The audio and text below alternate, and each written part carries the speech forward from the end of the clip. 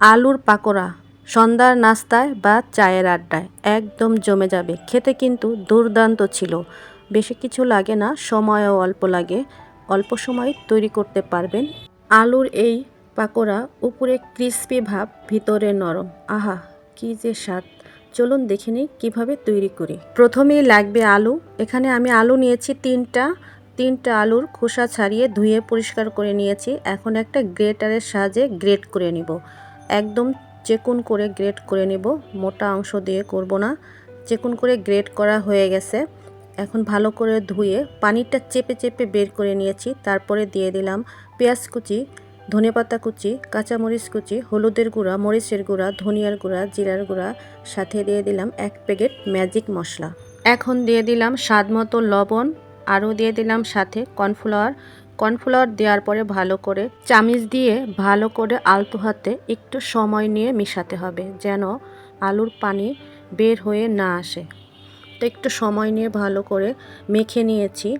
এখানে যদি আপনারা ঝাল বেশি খেতে চান তাহলে কাঁচামরিচ, গুঁড়ামরিচ আরও বাড়িয়ে দিতে পারেন। তো মাখানো হয়ে গেছে, এটাকে আমি এখন ভেজে নেব।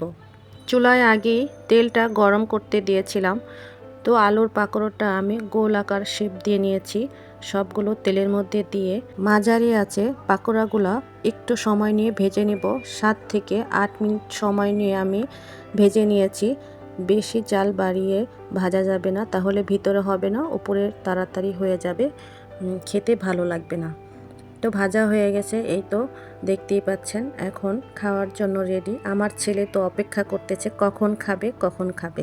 আলুর এই পাকোড়াটা অল্প খরচেই তৈরি করা যায় ঘরে থাকা জিনিস দিয়ে।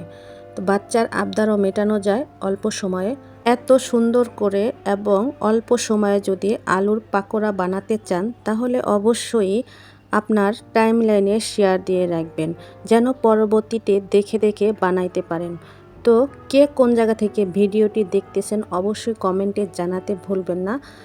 তো ছেলে আমার কাছে আবার আবদার করতেছে যে সে কাপ পুডিং খাবে। এই জন্য 2টা ডিম নিয়েছি, হাফ কাপের কম নিয়েছি চিনি, ভ্যানিলা এসেন্স দিয়ে ডিমটাকে ভালো করে ফেটিয়ে নিলাম। জাল করা 1 কাপ দুধ দিয়ে ভালো করে মিশিয়ে দিব। ডিম দুধের মিশ্রণটি ভালো করে মিশিয়ে তারপর 25 মিনিটের জন্য কাপের মধ্যে দিয়ে ভাপ দিয়ে নিয়েছিলাম। দেখতেই পাচ্ছেন পুডিংটা আমার হয়ে গেছে। এখন আমি পুডিংটা মোল্ড আউট করে নেব। দুধ ডিমের এই পুডিং হেলদি একটা খাবার, ছোট বড় সবাই পছন্দ করে। আর অনেক বাচ্চারা দুধ বা ডিম এমনি খেতে চায় না, তারা চাইলে অবশ্যই এভাবে পুডিং তৈরি করে দিতে পারেন, তাহলে অনায়াসে বাচ্চারা খেয়ে নেবে। আমার বাচ্চা এমনিতেই দুধ খেতে চায় না, তাই মাঝে মাঝে এভাবে পুডিং তৈরি করে দেই। দুধ ডিমের এই পুডিং সে এতটাই পছন্দ করে যে মহা খুশি হয়ে সে খেয়ে নেয়। সবাই ভালো থাকবেন, সুস্থ থাকবেন। খেতে খেতে বিদায় নিচ্ছি। আল্লাহ হাফেজ।